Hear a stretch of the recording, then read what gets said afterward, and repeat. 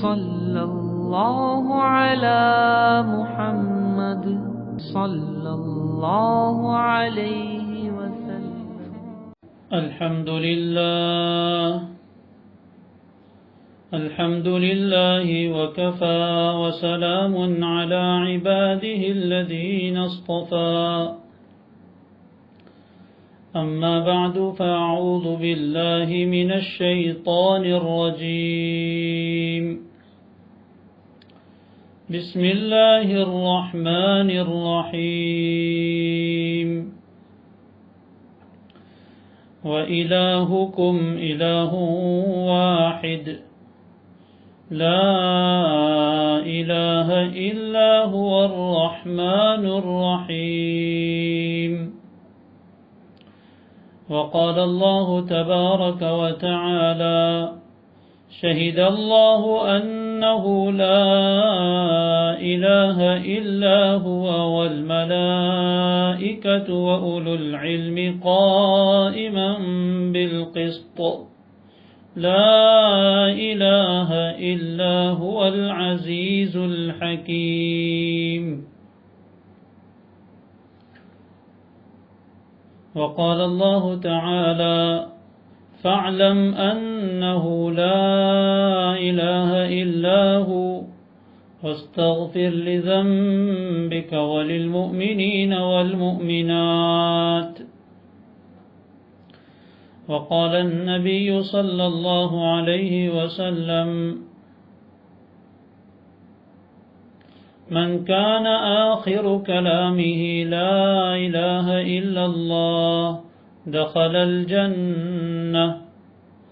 وقال عليه الصلاة والسلام: أفضل الدعاء الحمد لله وأفضل الذكر لا إله إلا الله.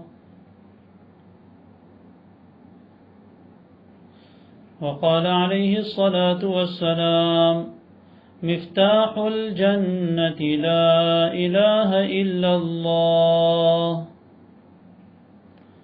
اللهم صل على سيدنا محمد وعلى آل سيدنا محمد وبارك وسلم. اللهم صل وسلم وبارك وأنعم على سيدنا وحبيبنا وشفيعنا وأسوتنا وقدوتنا خير خلق الله محمد بن عبد الله وعلى آله وأصحابه وأتباعه وأزواجه وذرياته أجمعين. بہت ہی احترام کے قابل میرے عزیز بھائیوں، دوستوں، بزرگوں اور میری عزت مآب ماؤں اور بہنوں، اللہ تعالیٰ سے دعا ہے رمضان کی اس مبارک رات میں پیارے اللہ ایسی باتیں کہنے کی توفیق عطا فرمائے جو ہمارے دل میں اتر جائے. پیارے اللہ اپنی عظمت عطا فرمائے، اپنی محبت عطا فرمائے. آج جس عنوان پر کچھ کہنے کا ارادہ ہے اور اپنا سبق سنانے کا ارادہ ہے وہ بہت ہی عظیم عنوان ہے، بہت ہی ضروری موضوع ہے، بہت ہی امپورٹنٹ ٹاپک ہے. ایک کلمہ جو ہم بچپن سے الحمدللہ پڑھتے ہیں، لا الہ الا اللہ.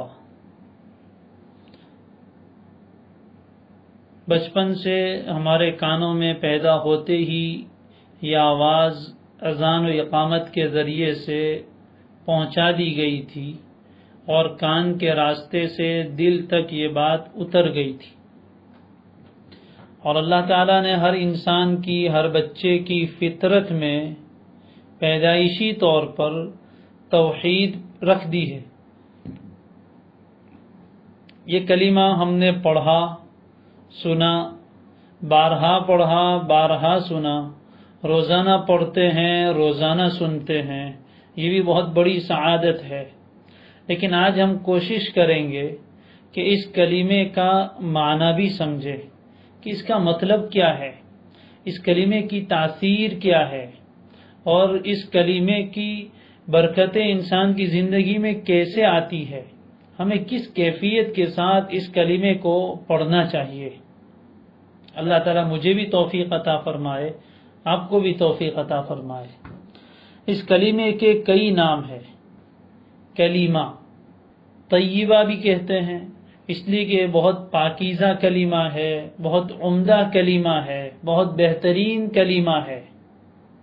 اس کو کلمہ توحید بھی کہتے ہیں، اس لیے کہ اس میں اللہ کے ایک ہونے کو بیان فرمایا گیا ہے اور اللہ کے ایک ہونے کا اقرار ہے، اس لیے اس کو کلمہ توحید بھی کہتے ہیں۔ اس کو کلمہ اخلاص بھی کہتے ہیں، اس لیے کہ یہ انسان کے اندر اخلاص پیدا کرنے والا کلمہ ہے۔ یہ کلمہ نجات بھی ہے، اس لیے کہ اس کے اوپر انسان کی نجات موقوف ہے، انسان کی نجات کا جہنم سے چھٹکارے کا ذریعہ ہے۔ یہ بڑا عظیم کلمہ ہے۔ قرآن و حدیث میں اس کے جو فضائل بیان فرمائے گئے ہیں وہ سننے کے بعد ایک مومن اس کلمے کو اپنے دل میں اتارے بغیر نہیں رہ سکتا۔ باتوں میں سب سے عمدہ بات، باتوں میں سب سے سچی اور سب سے اچھی بات، کلاموں میں سب سے اونچا کلام، کلاموں میں سب سے مضبوط کلام، سہاروں میں سب سے مضبوط سہارا، لا الہ الا اللہ، لا الہ الا اللہ، لا الہ الا اللہ۔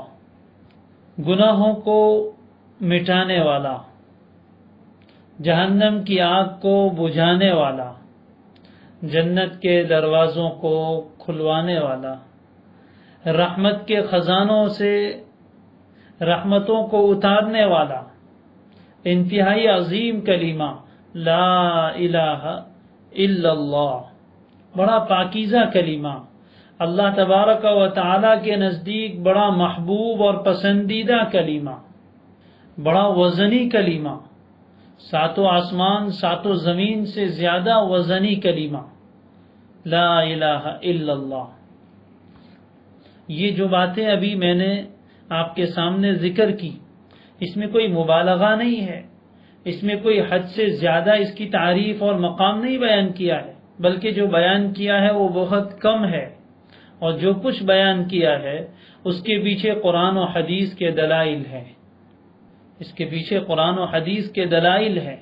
اللہ کا شکر ہے کہ اللہ تبارک و تعالی نے ہمیں یہ کلمہ عطا فرمایا کہ ہم زبان سے اس کلمے کو پڑھتے ہیں، دل سے اس کا اقرار کرتے ہیں، یہ کلمہ ہمارے پاس ہے، لیکن اس کلمے کی عظمت، اس کا مقام اور اس کی اہمیت جو ہمارے دل میں ہونی چاہیے، شاید وہ ہمارے دلوں میں نہیں ہے۔ ہمیں اندازہ نہیں ہے کہ یہ کلمہ کتنا عظیم کلمہ ہے۔ بہت سی مرتبہ کچھ لوگ اس بات کو سمجھنے میں دیر لگاتے ہیں کہ انسان اپنی زبان سے ایک کلمہ بولے لا الہ الا اللہ اور اس سے اتنا بڑا اثر پڑ جائے، کتنا بڑا کہ کوئی آدمی اخلاص کے ساتھ کلمہ طیبہ لا الہ الا اللہ پڑھے، اخلاص کے ساتھ زبان سے بھی پڑھے اور دل سے بھی اس بات کا اقرار کرے، تو حدیث شریف میں ہے کہ اللہ تبارک و تعالی اس کے سب گناہوں کو معاف فرما دیتے ہیں، اللہ تعالیٰ اس کے سب گناہوں کو معاف فرما دیتے ہیں۔ مان لو ایک بندہ ایسا ہے، ایک انسان ہے جس نے اپنی زندگی کے سمجھ بوجھ آنے کے بعد 60 70 80 سال گناہوں کی زندگی میں، کفر و شرک میں، بت پرستی میں گزارے، اور آج 80 سال کی عمر میں اس کو یہ توفیق ہوئی اور اس نے اپنے سچے دل سے ایک مرتبہ لا الہ الا اللہ کہہ دیا، یقین جانیے اللہ کی قسم اس کی زندگی کے 80 سال کے گناہ اللہ ایک لمحے میں معاف فرما دیتے ہیں۔ یہ اتنا عظیم کلمہ ہے، اتنا پیارا کلمہ ہے، اتنا برکت والا کلمہ ہے کہ ساری زندگی کے گناہوں کو معاف کروا سکتا ہے۔ کچھ لوگ سوچتے ہیں کہ یہ کیسے ہو سکتا ہے کہ کوئی انسان ایک جملہ اپنی زبان سے کہے، ایک کلمہ بولے اور اس کے سارے گناہ معاف ہو جائے۔ تو یہ بات کوئی بعید نہیں ہے، یہ بات کوئی ایسی نہیں ہے کہ سمجھ میں نہ آئے۔ کلام کی تاثیر ہوتی ہے، الفاظ کی تاثیر ہوتی ہے۔ اللہ تعالیٰ نے ہمیں منہ میں زبان دی ہے، اور اس زبان سے نکلنے والا ہر جملہ، اس زبان سے نکلنے والا ہر بول اپنے اندر بڑا اثر رکھتا ہے۔ کچھ باتوں میں اچھے اثرات ہوتے ہیں اور کچھ باتوں میں برے اثرات ہوتے ہیں۔ زبان سے کچھ جملے نکلتے ہیں تو نور پھیل جاتا ہے، اور زبان سے کچھ جملے نکلتے ہیں تو اندھیرا پھیل جاتا ہے۔ زبان سے کچھ جملے نکلتے ہیں تو محبتیں پھیل جاتی ہے، زبان سے کچھ جملے نکلتے ہیں تو نفرتیں عام ہو جاتی ہے۔ زبان سے کچھ جملے نکلتے ہیں، وہ دکھتے نہیں ہیں الفاظ، زبان سے نکلتے ہیں اور کسی کا دل خوش کر دیتے ہیں، اور کچھ جملے زبان سے نکلتے ہیں اور کسی کے اچھے خاصے دل کو توڑ دیتے ہیں۔ الفاظ کی بڑی تاثیر ہوتی ہے۔ کوئی جملہ زبان سے نکلتا ہے، سننے والے کے دل میں محبت پیدا ہو جاتی ہے، اور کوئی جملہ زبان سے نکلتا ہے اور سننے والے کے اندر غصے کی آگ لگ جاتی ہے۔ الفاظ کی تاثیر بہت عجیب ہے۔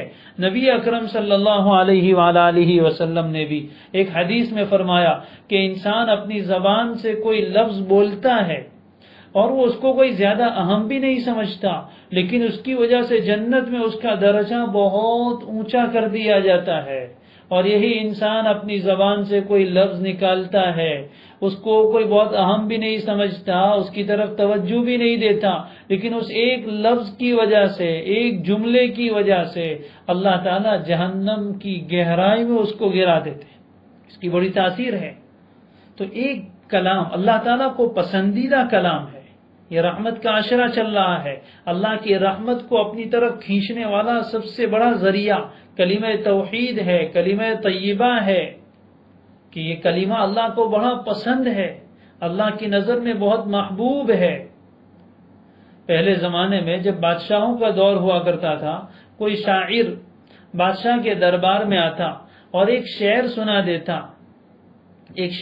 دیتا بادشاہ کی تعریف میں، اور بادشاہ کو وہ شعر پسند آ جاتا تو بادشاہ کئی گاؤں اس کے نام لکھ دیتا تھا، خزانے اس کو لٹا دیتا تھا، اس کی جیب اور اس کا دامن بھر دیتا تھا سونے سے چاندی سے۔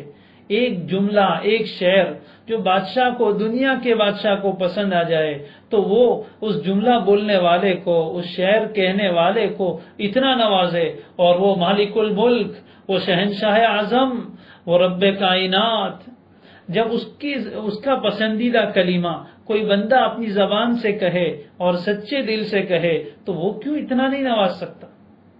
اسی لیے کسی آدمی نے امام ربانی مجدد الفیسانی شیخ احمد سرہندی رحمت اللہ علیہ رحمتاً واسعہ، ان کے سامنے یہ بات کہی کہ حضرت یہ سمجھ میں نہیں آتا کہ ایک انسان اتنے گناہ کرے اور ایک مرتبہ سچے دل سے کلمہ طیبہ پڑھ لے تو اس کے سارے گناہ معاف ہو جاتے ہیں۔ حضرت نے عجیب بات لکھی مکتوبات میں، فرماتے ہیں کہ لوگوں کو یہ بات سمجھ میں نہیں آ رہی ہے۔ فرمایا میرے اوپر اس کلمے کا علم کھولا گیا تو مجھے یہ بھی بتایا گیا، مجھے تو یہ بھی سمجھ میں آتا ہے کہ پوری کائنات میں، پوری دنیا میں ایک انسان سچے دل سے کلمہ طیبہ پڑھے اور اس کی برکت سے اللہ تبارک و تعالی ساری دنیا کے انسانوں کے گناہ معاف کر دے، یہ بھی میری تو سمجھ میں آتا ہے کہ یہ کلمہ اللہ کو اتنا پسند ہے، اللہ اس سے اتنا خوش ہوتے ہیں کہ اس ایک بندے کے کلمے پر ساری دنیا کے انسانوں کو معاف کر دے، تو یہ بھی ممکن ہے۔ یہ اللہ کی رحمت کو کھینچنے والا کلمہ ہے۔ امام ربانی تو عجیب بات لکھتے ہیں، فرماتے ہیں کہ میرے نزدیک کل جو میں نے ذکر کیا تھا کہ اللہ تعالیٰ نے رحمت کے 100 اجزاء کیے، 100 حصے کیے ہیں، اس میں سے صرف ایک حصہ زمین پر اتارا ہے، 99 حصے اللہ تعالیٰ نے آخرت کے لیے باقی رکھے ہیں۔ وہ فرماتے ہیں کہ میرے نزدیک وہ 99 جو رحمت کے خزانے ہیں اس کو کھولنے کی چابی کلمہ طیبہ ہے، اس کو کھولنے کی چابی کلمہ طیبہ ہے۔ وہ تو آگے یہ بھی فرماتے ہیں امام ربانی مجدد الفسانی رحمہ اللہ، جو بہت اللہ کے نیک بندے تھے، وہ فرماتے ہیں کہ اس کلمے کی برکتوں کو اگر پوری دنیا کے انسانوں پر تقسیم کیا جائے تو سب لوگ اس کی برکت سے نہال ہو جائیں۔ اتنا عظیم کلمہ ہے، اتنا بابرکت کلمہ ہے، اس کا وزن کتنا۔ نبی اکرم صلی اللہ علیہ وآلہ وسلم کی زبان مبارک سے سنیے کہ آپ علیہ الصلوۃ والسلام اس کلمے کی عظمت کو کتنا بڑا بیان فرما رہے ہیں۔ فرمایا حدیث شریف میں، جس کو حدیث بطاقہ کہتے ہیں، مشہور حدیث ہے، سب نے شاید سن رکھی ہے۔ فرمایا نبی اکرم صلی اللہ علیہ وسلم نے، قیامت کے دن ایک انسان کو لایا جائے گا، اس کے اعمال نامے بھی لائے جائیں گے، جس میں 99 رجسٹر ہوں گے، 99 اعمال نامے ہوں گے، جو سب گناہوں سے بھرے ہوئے، سب کے سب 99 دفتر، وہ بھی اتنے بڑے حد نظر مد بصر، جہاں تک انسان کی نگاہ جائے وہاں تک پھیلے ہوئے، اور سب اعمال نامے گناہوں سے بھرے ہوئے، اور اس کے بعد صرف ایک نیکی ہوگی۔ اللہ تبارک و تعالی اس سے فرمائیں گے کہ جہاں میزان اعمال پر، جہاں اعمال کا وزن ہوتا ہے، وہاں جا کر اپنے اعمال کا، اپنی نیکیوں کا اور گناہوں کا وزن کروا لے۔ وہ بندہ عرض کرے گا، رب تعالیٰ ایک طرف 99 گناہوں کے رجسٹر ہے اور ایک طرف میرے پاس صرف ایک نیکی، دونوں میں کیا وزن کیا جا سکتا ہے؟ نتیجہ ظاہر ہے کہ گناہوں کا پلڑا جھک جائے گا، نیکی کا پلڑا ہلکا ہو جائے گا۔ اللہ تعالیٰ فرمائیں گے تو جا تو صحیح، ہمارے ہاں ظلم نہیں ہوتا، برابر انصاف سے کام لیا جاتا ہے۔ چنانچہ وہ بندہ میزان اعمال پر پہنچے گا، ایک پلڑے میں اس کے 99 گناہوں کے دفتر رکھے جائیں گے، رجسٹر رکھے جائیں گے، اور دوسری طرف دوسرے پلڑے میں اس کا وہ ایک مرتبہ اخلاص کے ساتھ کہا ہوا کلمہ طیبہ رکھا جائے گا۔ نبی اکرم صلی اللہ علیہ وسلم نے اپنی سچی زبان مبارک سے ارشاد فرمایا کہ اس کا کلمے والا پلڑا جھک جائے گا اور 99 گناہوں کے رجسٹر والا پلڑا اٹھ جائے گا۔ اتنا وزنی کلمہ ہے۔ دوسری ایک روایت میں تو فرمایا، حدیث قدسی ہے، اللہ تعالیٰ فرماتے ہیں کہ اگر ایک پلڑے میں 7 آسمان 7 زمین، اس میں سارے فرشتے، جبریل، میکائیل، اسرافیل، عزرائیل، اور زمین آسمان کے درمیان جتنی چیزیں ہیں وہ سب کی سب چیزیں ایک پلڑے میں رکھی جائے اور دوسرے پلڑے میں کلمہ طیبہ رکھا جائے، تو کلمہ طیبہ والا پلڑا بھاری ہو جائے گا، وزنی ہو جائے گا، جھک جائے گا، اور 7 آسمان 7 زمین اور اس کی مخلوقات والا پلڑا ہلکا پڑ جائے گا۔ یہ اتنا وزنی کلمہ ہے جو اللہ تعالی نے ہمیں عطا فرمایا ہے، جنت کی چابی ہے، اللہ کی رحمتوں کے خزانے کھلوانے والا ہے۔ اب یہ تو ہم سب جانتے ہیں، یہ تو فضائل ہوئے۔ اب یہ باتیں اس لیے ذکر کی ہے کہ اس کی عظمت ہمارے دل میں آئے کہ یہ کوئی معمولی کلمہ نہیں ہے، یہ بہت وزنی کلمہ ہے، بہت بھاری کلمہ ہے، بہت برکت والا کلمہ ہے، اس کے اوپر بہت بڑا دار و مدار ہے، اس پر بہت بڑا فیصلہ ہو سکتا ہے۔ تو اب اس کے بارے میں چند چیزیں ہم اپنے دل میں بٹھا لیں، اور آج رمضان کی مبارک رات میں میں بھی نیت کروں، آپ بھی نیت کیجئے کہ ہمیں اس کلمے کے بارے میں چند کام ضرور کرنے ہیں۔ نمبر 1، اس کلمے کی عظمت کو اپنے دل میں بٹھانا ہے، اس کلمے کی عظمت کو اپنے دل میں بٹھانا ہے، اس کو اپنا حرز جان بنانا ہے، اس کو اپنی زندگی کا بہترین مشغلہ بنانا ہے۔ اسی کلمے کا نمبر 1، اس کی عظمت کو دل میں بٹھانا۔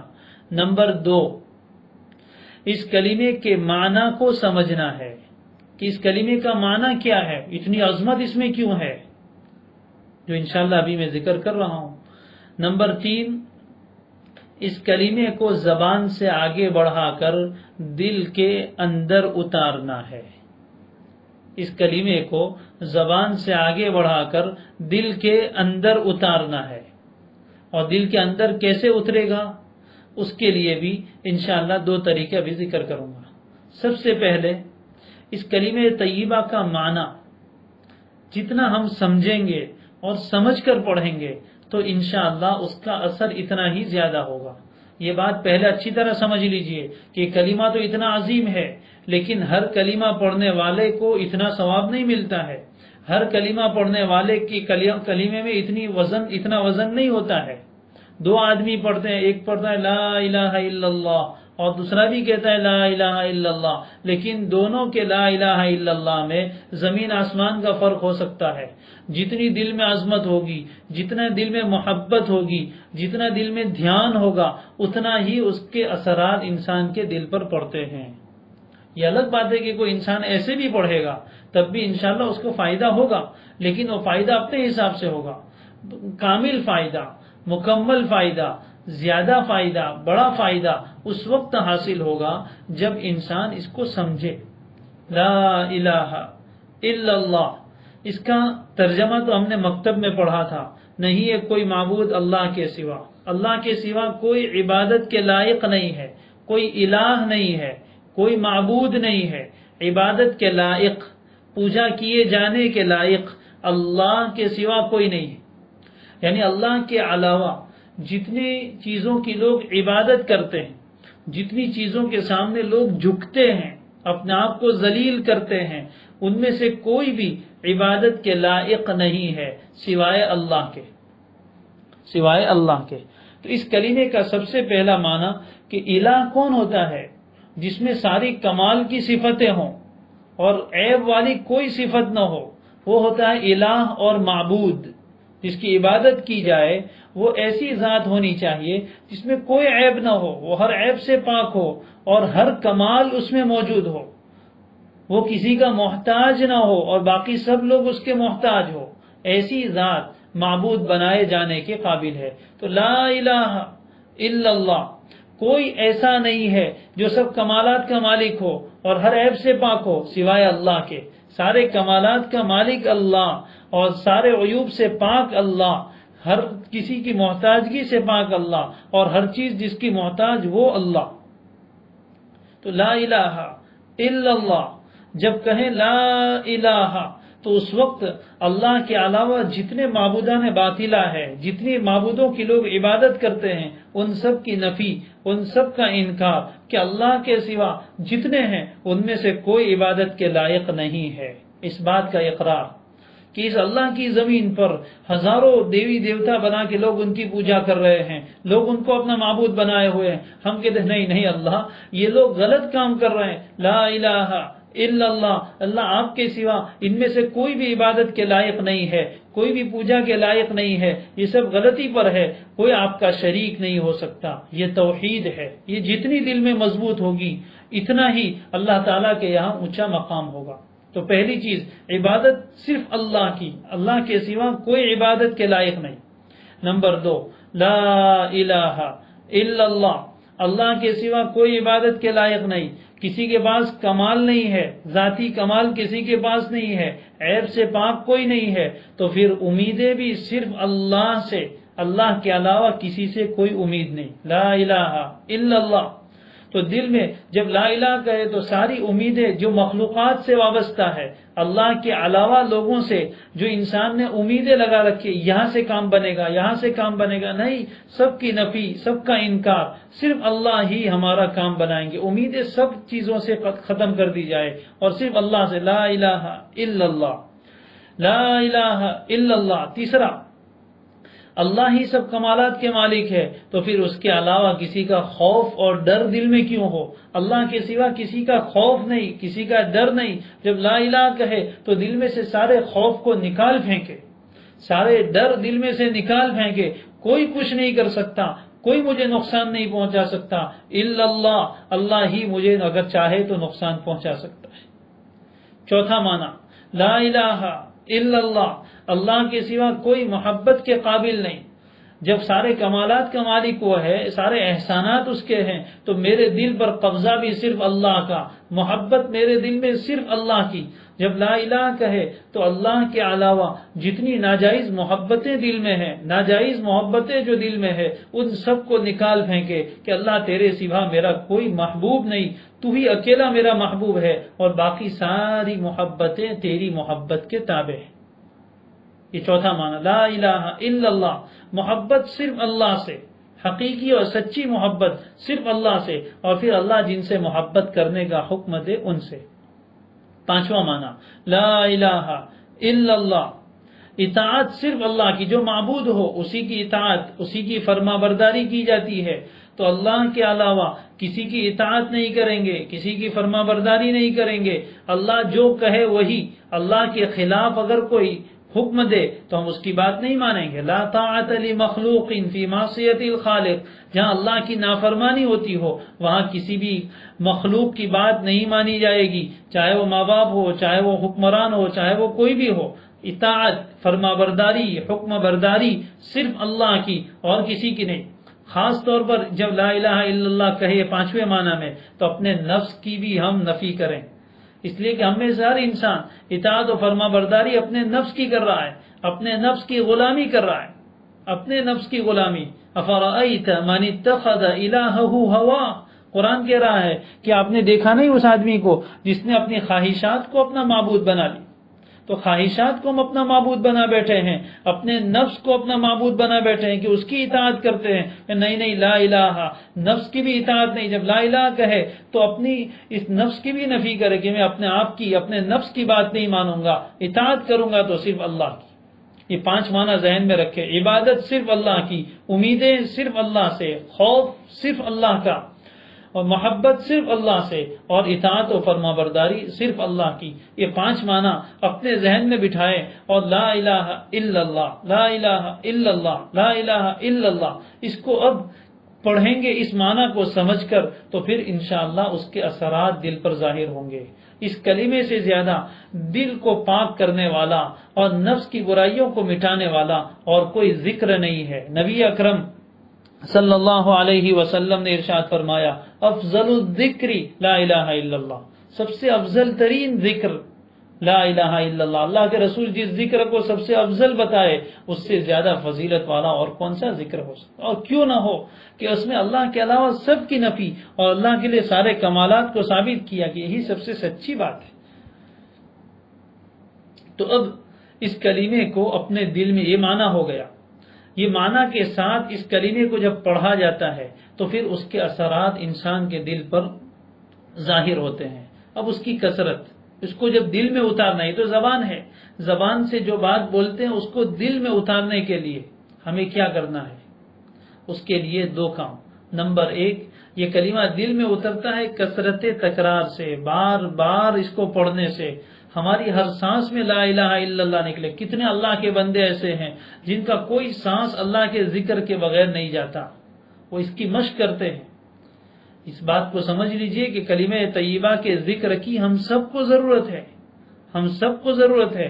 یہ مطلب نہیں ہے کہ صرف جو بیعت ہو جائے وہ کلمہ طیبہ کا ذکر کریں گے، جس کو بزرگ بننا ہو وہ کلمہ طیبہ کا ذکر کرے، بہت نیک لوگ ہیں وہ کلمہ طیبہ کا ذکر کرے۔ نہیں نہیں نہیں، ہر مسلمان کو اس کلمے کا ذکر کرنا ہے، چاہے وہ کسی سے بیعت ہو یا نہ ہو، بزرگ بننا ہو یا نہ بننا ہو۔ ہم میں سے ہر انسان کی یہ ضرورت ہے کہ ہم اس کلمے کا کثرت سے تکرار کریں، کثرت سے اس کا ورد رکھیں، اپنی زبان کو اس ذکر سے تر و تازہ رکھیں۔ یہ ہم سب کی ذمہ داری ہے۔ جتنا بار بار یہ کلمے کی ضرب لگے گی دل پر، دل کے دروازے بند ہے، جب کسی دروازے کو بار بار دستک دی جاتی ہے، نوک کیا جاتا ہے تو وہ دروازہ کسی نہ کسی دن کھل جاتا ہے۔ جب ہم بار بار اپنے دل پر کلمہ طیبہ کی ضرب لگائیں گے کہ لا الہ الا اللہ، ہم کہہ رہے ہیں اللہ کے سوا کوئی معبود نہیں، نفس مان نہیں رہا ہے، جب بار بار کہیں گے لا الہ الا اللہ، لا الہ الا اللہ، تو پھر ایک دن وہ آئے گا کہ چپکے سے دل کا دروازہ کھلے گا اور یہ کلمہ اندر اتر جائے گا، اور پھر جب ایک مرتبہ اتر جاتا ہے تو پھر اس میں سے نکلتا نہیں ہے۔ اس کا بیج مومن کے دل میں ہوتا ہے، اس کی جڑیں مومن کے دل کے اندر ہوتی ہے اور اس کی شاخیں آسمانوں سے اوپر ہوتی ہے۔ پھر انسان کی زندگی بدل جاتی ہے، پھر اس کی زندگی میں ایک بے قراری اور بے چینی آتی ہے، وہ کلمہ اس کو چین سے بیٹھنے نہیں دیتا، پھر اعمال کرنا اس کے لیے آسان، اللہ کے دین کے لیے قربانیاں دینا اس کے لیے آسان۔ تو دل میں اتارنے کے لیے پہلی چیز ہے کلمہ طیبہ کی کثرت، زیادہ سے زیادہ جتنا ہو سکے ہم اس کلمے کی کثرت کریں، چلتے پھرتے اٹھتے بیٹھتے اپنی زبان سے اس کلمے کو جاری ہی رکھیں جتنا ہو سکے۔ اور نمبر 2، اس کلمے کو دل میں اتارنے کے لیے دوسرا بہت بڑا دخل انسان کی قربانیوں کا ہوتا ہے۔ اللہ تعالیٰ کی طرف سے دین کے لیے جو قربانی کے موقع آتے ہیں، انسان اللہ کے دین کے لیے قربانی دیتا ہے اور مجاہدہ اٹھاتا ہے، تب جا کر یہ کلمہ دل میں اتر جاتا ہے۔ تو اللہ سے دعا کرنی ہے کہ اللہ اس کلمے کی عظمت عطا فرما، اس کلمے کو ہمارے دل میں اتار دیجئے، اس کا معنی سمجھ لیجئے۔ اور آگے اس کی کیفیت میں بیان کرتا ہوں کہ جب کلمہ کا ذکر کریں تو اس وقت ہماری کیفیت کیا ہونی چاہیے۔ اس سے پہلے ایک بات یہ سمجھ لیجئے کہ کلمہ پہلے صحیح بھی کر لیں۔ ہم میں سے بہت سے مسلمان ایسے ہیں جو کلمہ طیبہ بھی صحیح نہیں پڑھتے۔ اس سے پہلے بھی میں کئی مرتبہ کہہ چکا ہوں کہ الفاظ کو صحت کے ساتھ پڑھنا ضروری ہے، تب جا کے اس کے اثرات ہوتے ہیں۔ بہت سے بڑے لا الہ الا اللہ، الا اللہ نہیں، لا الہ الا اللہ، اللہ کا نام اس طرح پر پڑھیں اور اتنا منہ بھر کے پڑھیں جس سے عظمت ظاہر ہو۔ لا الہ الا اللہ، الا اللہ نہیں پڑھنا ہے، الا اللہ، الا اللہ، یہ اللہ ہے، اللہ نہیں ہے۔ اپنی زبان میں بھی جب لفظ اللہ بولے تو ایسا محبت سے ہم نام لینے والے بنے کہ یوں لگے کہ اپنے محبوب کا نام لے رہا ہے۔ ارے دنیا میں کسی سے محبت ہوتی ہے، اس کا نام آتا ہے تو دھڑکنیں تیز ہو جاتی ہے۔ محبوب کا نام سنتے ہوئے، بولتے ہوئے دھڑکنیں تیز ہو جاتی ہے اور لہجہ بدل جاتا ہے۔ سمجھنے والے نام سن کر سمجھ جاتے ہیں کہ اس نام کے ساتھ اس کا کوئی کنیکشن ہے۔ تو اپنے اللہ کا نام لیتے ہوئے ہم اس طرح نام لے کہ سننے والے کو لگے کہ نہیں، یہ کوئی عاشق نام لے رہا ہے، یہ کوئی اللہ کا چاہنے والا بندہ اس کا نام لے رہا ہے۔ اللہ، اللہ نہیں، اللہ، یہ اللہ صحیح ہے، اللہ، اللہ نہیں ہے۔ عربی میں اللہ ہے، اس کو پر پڑھنا ہے، لا الہ الا اللہ۔ بہت سے پڑھتے لا الہ، یہ ہاں نہیں ہے، ہاں کے اوپر صرف زبر ہے، زبر کے بعد الف نہیں ہے، اس کو بھی صحیح کرنا چاہیے۔ لا الہ الا اللہ، لا الہ الا اللہ، یہ سب سے پہلے الفاظ صحیح کریں۔ پھر جب اس کے ذکر کا موقع آئے تو اس وقت ایک تو ذکر یہ ہے کہ ہم چلتے پھرتے پڑھیں گے، تو ہر وقت پورا اتنا توجہ رکھنا یہ انسان کے لیے مشکل ہوتا ہے۔ تو کوئی بات نہیں، بغیر توجہ کے بھی اور زبان سے جس طرح ہو سکے پڑھتے رہیں، لیکن دن رات میں کچھ وقت ایسا خاص ہو جس میں ہم تنہائی میں بیٹھیں، اپنے دل میں اللہ کی محبت کو بھریں، اپنے دل میں عظمت الہی کو بیدار کریں، اور پھر تنہائی میں یکسوئی کے ساتھ اللہ کو اپنے سامنے سمجھتے ہوئے لا الہ الا اللہ، لا الہ الا اللہ، یہ ذکر کریں۔ پھر دیکھیے اس کے کیسے اثرات اپنی زندگی پر پڑتے ہیں۔ اگر اس طرح توجہ کے ساتھ تھوڑی دیر ذکر کریں گے تو پھر انشاءاللہ چلتے پھرتے ذکر کرنے میں بھی وہ دھیان خود بخود پیدا ہو جائے گا۔ تو 2-3 چیزیں ہونی چاہیے۔ نمبر 1 محبت، ایسے ہی روکھا روکھا نہیں بلکہ محبت کے ساتھ اور عظمت کے ساتھ، محبت کے ساتھ، عظمت کے ساتھ، اور اللہ تبارک و تعالی کو اپنے سامنے سمجھ کے کہ میں اللہ کو سنا رہا ہوں۔ آپ امام ابن القیم رحمہ اللہ نے اس کی مثال دی ہے کہ کوئی 2 آدمی ہے، آپ کی تعریف کرنے کے لیے آپ کے سامنے آئے۔ ایک آدمی، ایک تعریف کرنے والا ایسا ہے جس کے دل میں آپ کی محبت ہے، اس کے لہجے سے آپ کی محبت ظاہر ہو رہی ہے اور پوری طور پر آپ کی طرف متوجہ ہو کر آپ کی تعریف کر رہا ہے۔ اور دوسرا بندہ، وہ بھی آپ کی تعریف کی بات تو زبان سے نکال رہا ہے لیکن اس کا دھیان کہیں اور ہے، دل میں محبت کچھ نہیں ہے۔ تو کیا یہ دونوں آدمی آپ کے نزدیک برابر ہوں گے؟ ایک نے محبت کے ساتھ، توجہ کے ساتھ آپ کی تعریف کی اور دوسرے نے بغیر توجہ کے اور بغیر محبت کے آپ کی تعریف کی، کیا دونوں برابر ہو سکتے؟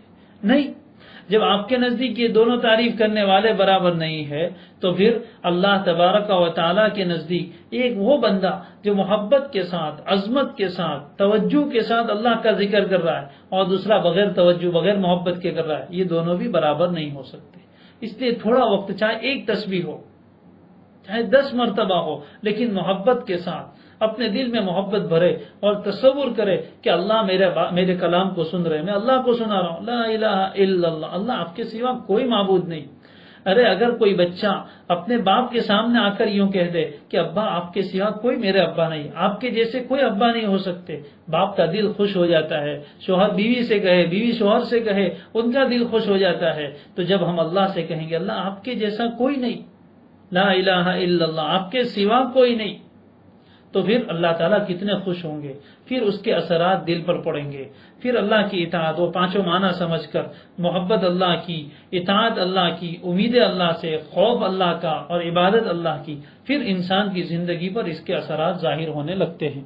ابن القیم رحمہ اللہ نے فرمایا ہے کہ اس کی مثال ایسی ہے جیسے سورج جب نکلتا ہے صبح میں تو پوری کائنات کے اندھیرے دور ہو جاتے ہیں، رات کو چاند بھی نکلتا ہے، وہ بھی روشنی دیتا ہے، لیکن اس سے سب اندھیرے دور نہیں ہوتے، تھوڑی سی روشنی ہوتی ہے لیکن اندھیرا بہرحال باقی رہتا ہے۔ ستارہ بھی روشن ہے لیکن اس کی روشنی سے اندھیرے بالکل دور نہیں ہوتے۔ پھر کوئی چراغ ہے، مشعل ہے، کوئی چراغ ہے، بڑا چراغ، چھوٹا چراغ۔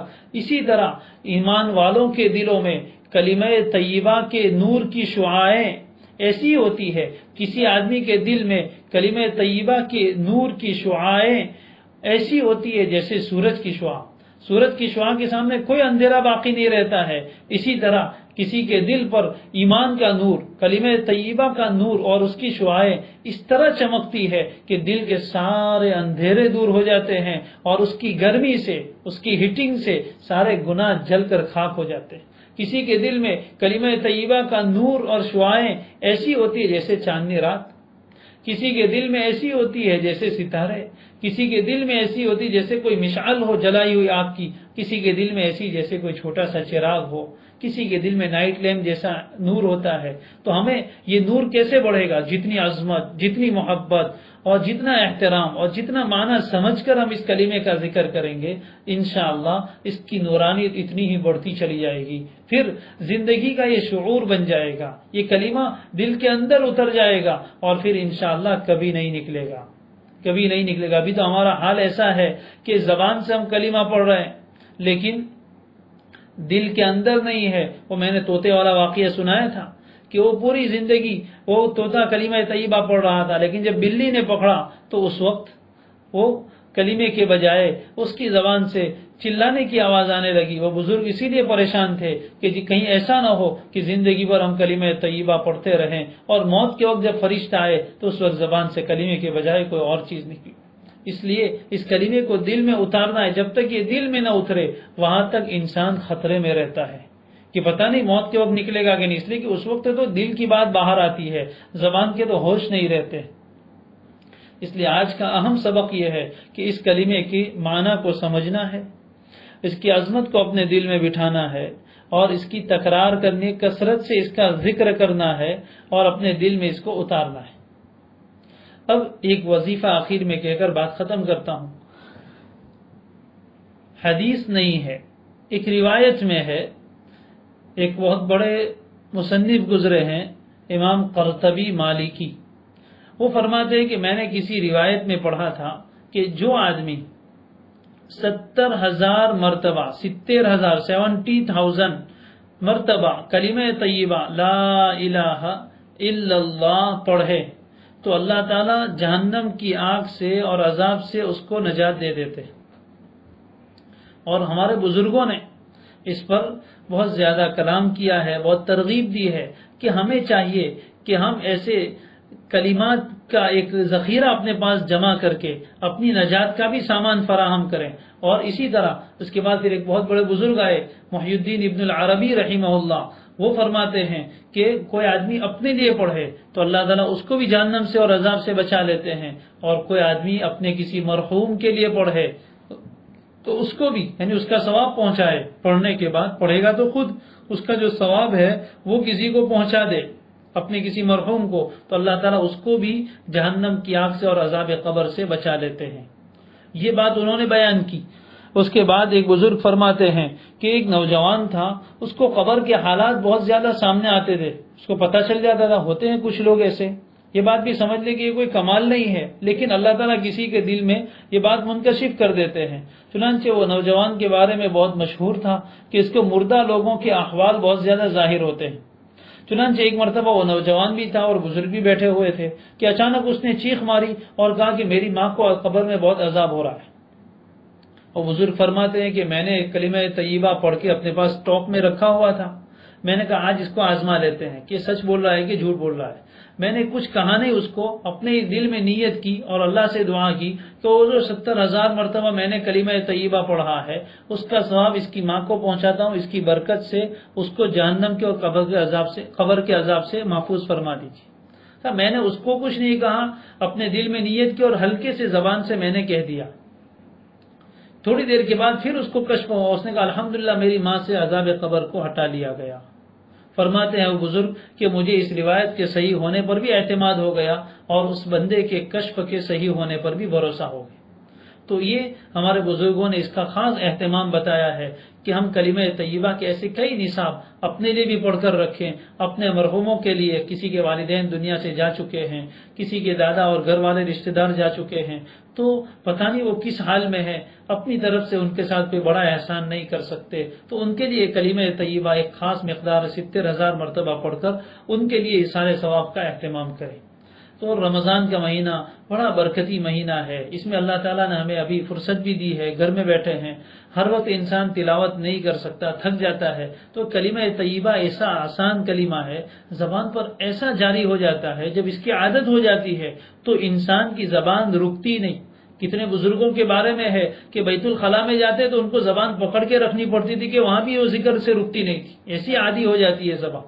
تو یہ اتنا مبارک مہینہ اللہ نے دیا ہے، تو اس مہینے میں ہم تھوڑا اہتمام کر لیں، فکر کر لیں۔ جو حضرات ایسے ہیں کہ قرآن اچھی طرح پڑھنا نہیں جانتے یا نہیں پڑھ سکتے ہیں، تو کم از کم وہ اس رمضان میں اس نصاب کو پورا کر لیں، اپنی نجات کا سامان کر لیں، اپنے گھر والوں کی نجات کا، اپنے مرحوموں کی نجات کا سامان مہیا کر لیں، تو انشاءاللہ یہ بڑی خیر کی چیز ہوگی۔ اور جب اتنی مرتبہ کلمہ پڑھیں گے تو انشاءاللہ اللہ تبارک و تعالی اس کو دل میں اتار دیں گے۔ اس لیے اس کلمے کے ساتھ پکی دوستی لگانا ہے کہ یہ موت تک کلمہ ہمارے ساتھ رہے گا، رمضان ہو یا غیر رمضان، ہم کوئی دن اس کلمے کے ذکر کو انشاءاللہ نہیں چھوڑیں گے۔ اس کی پکی نیت کر لیجئے، پکا ارادہ کر لیجئے کہ اس کلمے کو تو ہمیں جان سے لگا لینا ہے، اس کی خوب دعوت بھی چلانی ہے، خود بھی پڑھنا ہے، گھر والوں کو بھی اس کی ترغیب دینی ہے۔ یہ کوئی بیکار جملہ نہیں ہے، اللہ کی قسم اس سے زیادہ کوئی بہتر کلمہ نہیں ہے۔ جب اللہ تعالیٰ اس کلمے کا ادراک عطا فرماتے ہیں، اس کا علم عطا فرماتے ہیں